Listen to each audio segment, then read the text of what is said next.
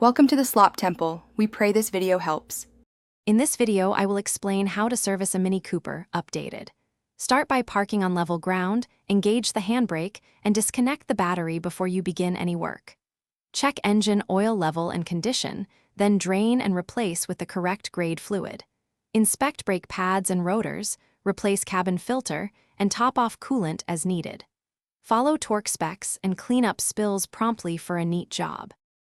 In this video, I will explain how to service a Mini Cooper updated.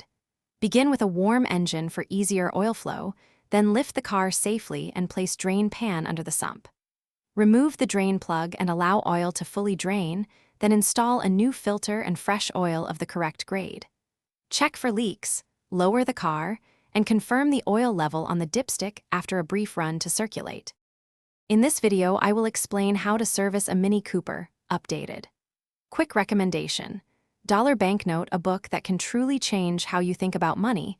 The Simple Path to Wealth is worth a look and can help you fund smarter repairs and tools.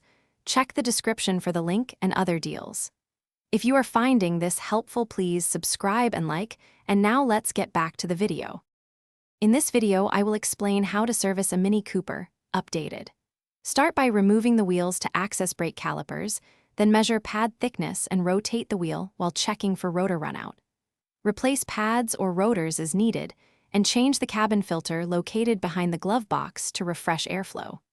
If the brake pedal feels soft, bleed the lines with fresh fluid and verify pedal firmness before road testing the car. Thanks for watching. Consider subscribing if we helped you.